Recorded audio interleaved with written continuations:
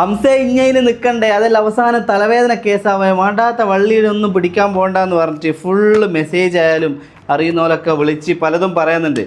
പക്ഷേ മുമ്പോട്ട് വെച്ച കാലം മുമ്പോട്ട് തന്നെ. എന്തൊക്കെ പ്രതിസന്ധി ഘട്ടങ്ങൾ ഉണ്ടായാലും നമ്മുടെ മീറ്റപ്പ് നമ്മൾ നടത്തിയിരിക്കും. കാരണം എന്നെ വിശ്വസിച്ചിട്ട് രജിസ്റ്റർ ചെയ്ത ഒരുപാട് സ്ത്രീകളുണ്ട്. ഒരുപാട് പലരും പല സ്ഥലത്തു നിന്നും വിളിച്ചിട്ട് നിങ്ങൾ നടത്തുന്ന പരിപാടി ആയതുകൊണ്ടാണ്, നിങ്ങളോടുള്ള വിശ്വാസം കൊണ്ടാണ് നമ്മൾ വിളിച്ചിട്ട് ഇങ്ങനെ പറയുന്നത് എന്ന് പറഞ്ഞിട്ട് വിളിക്കുന്ന ഒരുപാട് വിധവകൾ, 40 വയസ്സായിട്ടും കല്യാണം നടക്കാത്ത ആദ്യ വിവാഹമുള്ള സ്ത്രീകൾ, അവരൊക്കെ രജിസ്റ്റർ ചെയ്തിട്ടുണ്ട്.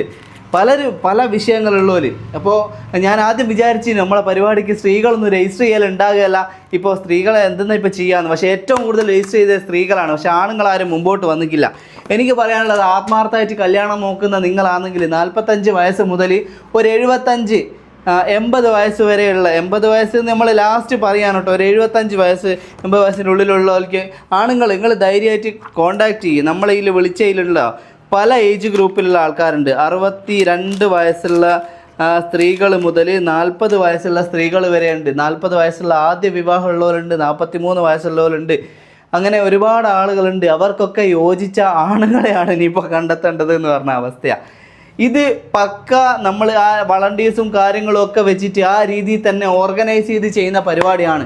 ഇവിടെ വന്നിട്ട് വള്ളിയാവും പ്രശ്നമാവും അതൊന്നും നിങ്ങൾ വിചാരിക്കണ്ട. എനക്കല്ലേ ഇത്രയും തലവേദന കേസ് ഞാൻ എടുത്തു വെക്കുന്നുണ്ടെങ്കിൽ ഒരു രാത്രി എണീച്ചിട്ട് പെട്ടെന്ന് ചെയ്യാമെന്ന് പറഞ്ഞ് ചെയ്യുന്നതും നല്ലത്. ഇത് വെൽ പ്ലാൻഡായിട്ട് ആ രീതിയിൽ ആലോചിച്ച് ഇതിൻ്റെ എന്തൊക്കെ കോൺസിക്വൻസസ് വരും, ഇത് ചെയ്താൽ എന്തൊക്കെ പ്രശ്നം വരും, പോസിബിളായിട്ടുള്ള എന്തൊക്കെ കാര്യങ്ങൾ, അതിനെപ്പറ്റിയൊക്കെ ആലോചിച്ചിട്ട് തന്നെയാണ്.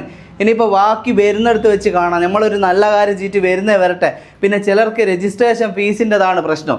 ഓക്കെ, ചായയും ചോറും ഒക്കെ ഉള്ളൊരു പരിപാടിയാണിത്. രാവിലെ തൊട്ട് വൈകുന്നേരം വരെ വരുന്ന വിളിക്ക്.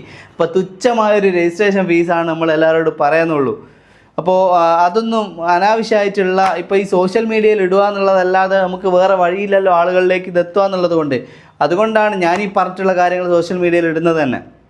തീർച്ചയായിട്ടും ജെനുവിനായിട്ടുള്ള, നിലവിൽ ഭാര്യയും കാര്യങ്ങളൊന്നും ഇല്ലാത്ത, ലീഗലി ഡിവോഴ്സൊക്കെ ആയ, അല്ലെ ഭാര്യ മരിച്ചു പോയാലൊക്കെ തീർച്ചയായിട്ടും കോൺടാക്ട് ചെയ്തിട്ടോ. നല്ല നല്ല ആളുകൾ ഇപ്പോൾ ഗൾഫിൽ വർക്ക് ചെയ്ത് അങ്ങനെ നാട്ടിലിപ്പോൾ ഉള്ളവരോ അങ്ങനെയുള്ളവരൊക്കെ ഫെബ്രുവരി 14 നമ്മളെ പരിപാടി എന്തായാലും നടന്നിരിക്കും.